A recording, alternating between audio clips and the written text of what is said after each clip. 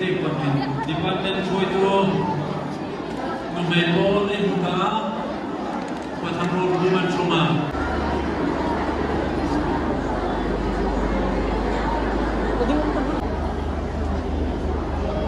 founder chairman Musa Musabu chairman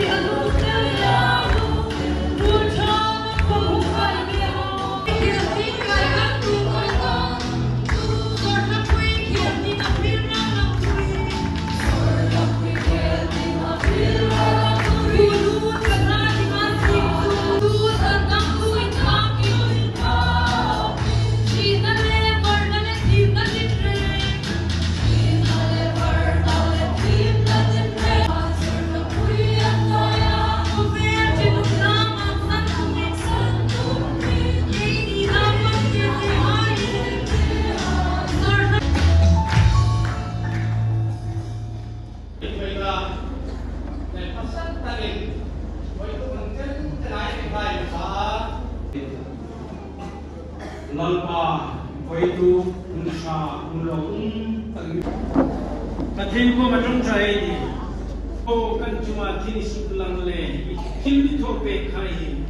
voitu chen chen he program ham the ga nang man mi mut sai nahi lalpa chu sara chen voitu ki khom nahi iram ta dinga tholom la thon se tia Assam Hill President now calling for conference golden jubilee which will to the party Pipa Rosen they completed the line golden jubilee mong tuhay ko will ring simay Lucio Assam Hills Presbytery now pangpon annual conference ko isomana golden jubilee sa truth to epatin Rokui Patrose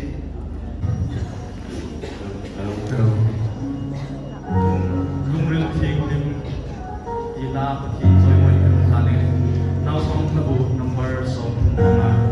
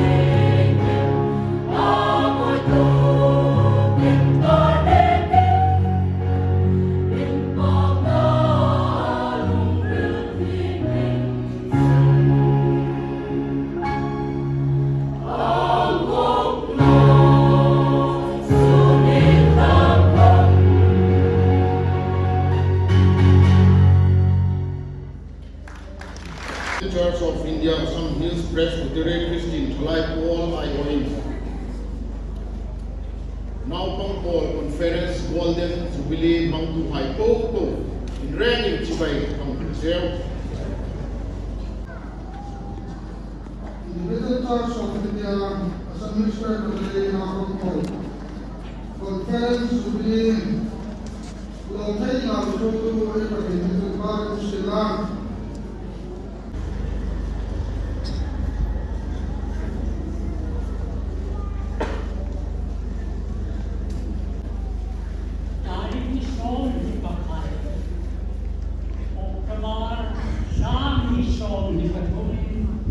Independent Church of India, Assam Hills Presbyterian, now Pang Paul, Golden Jubilee, Komsongana, Chevalier Borsayang Hill, Paten Rockwill Ringin, Pale now Pale, Tarao Tevil Mingin,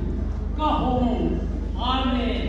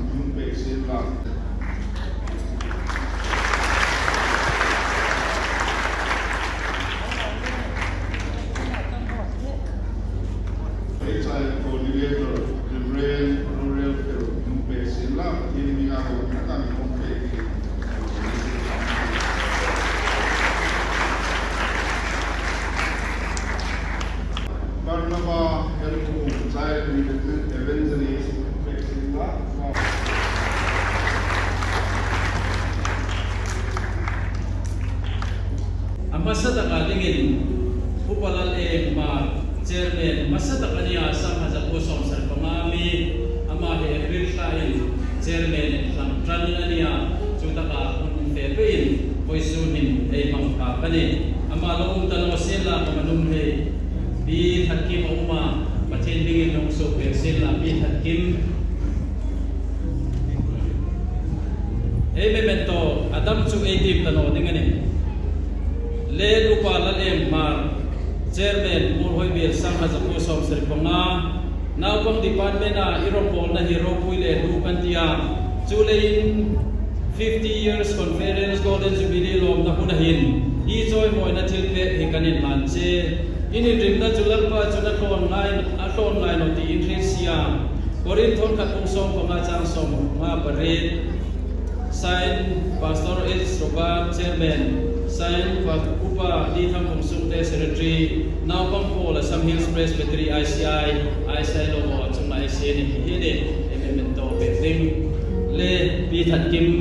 sukta sun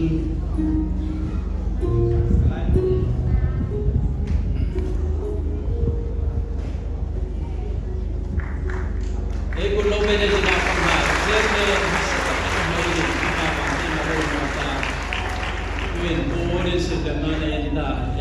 Pastor Hai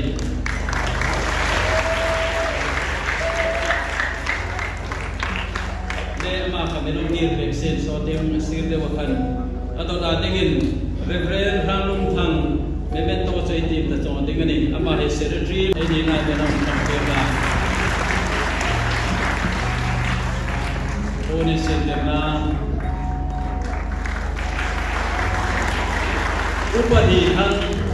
Upadihang Treasurer Sin Le Chairman Sin Komlo Chelta Ania Na Bang Superintendent Mul Hoyalem Sun Atho Masatak Ani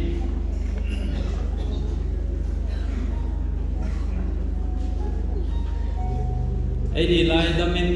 Alay Changa Kumsom Kule Parit Na Bang Conference Milay Ham Kuye Elom Tak Zedani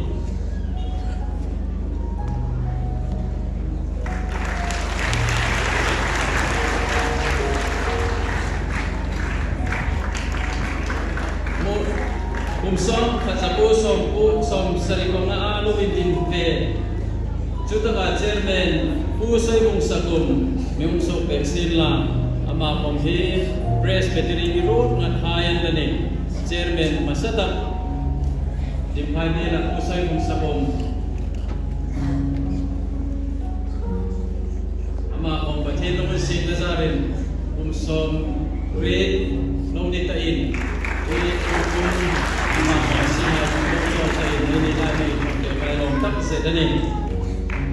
Reverend Kumlal Sumte Secretary Masatak Bill Pati Khalai Khan Allo Dinaro Le Presbytery Zulaya Thoitu Masatak Hai Any Line Melay Champe Elom Tak Zedani Secretary Reverend Kumlal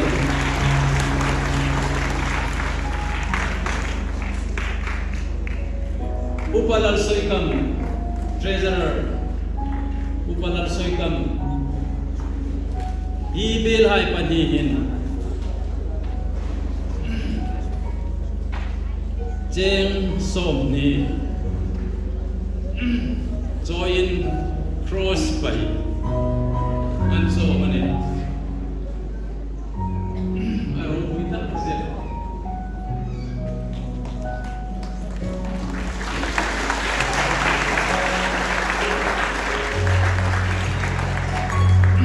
Le Lom A Audule Reverend Lalfelin Hai Tahe Lapuenta Eupai Ani Tahe Lapuenta Jujujun From the day of the day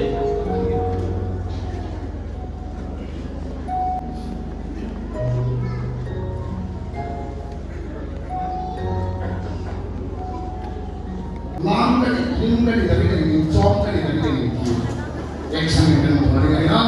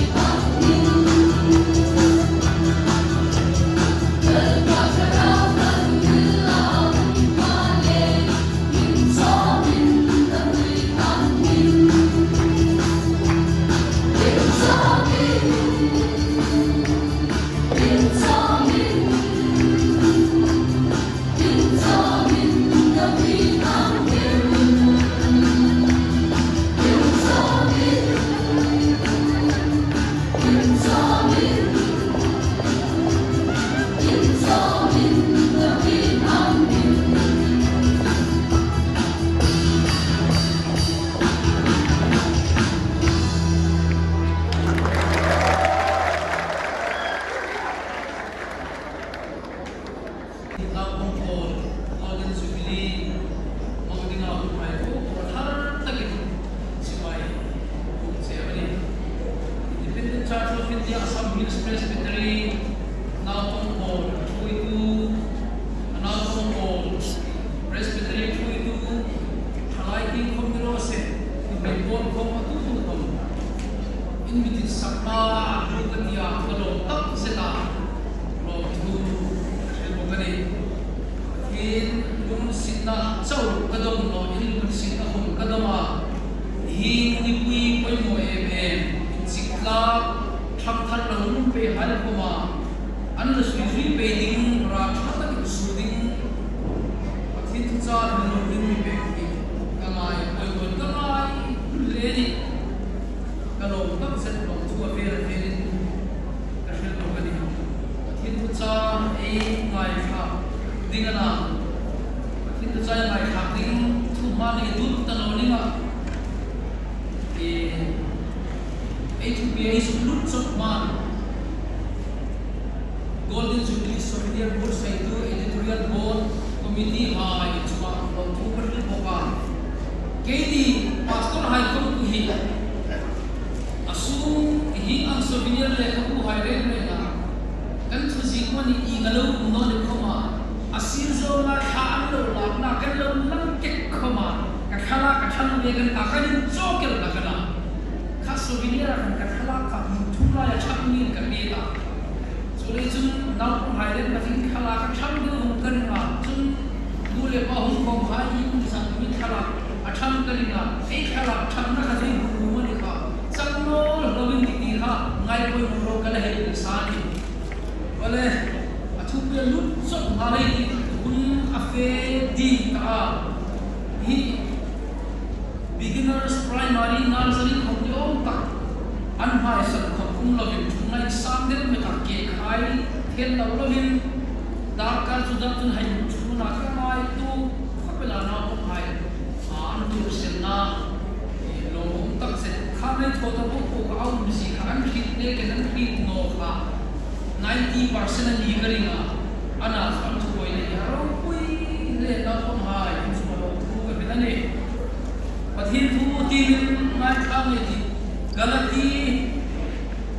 buli chang som le pokuna galati buli chang som paku kanau hai Krista chu nang ni a sim pui ti ma au ma khat chu now hain voi kan voi no cheu hi nang ni a Isu Krista si hui tinga au ma khat chu now hain voi kan voi no cheu hi pathin ma punin trong trai lalpa kan pathin mai tu le minun situ voi sun hun tha hun lo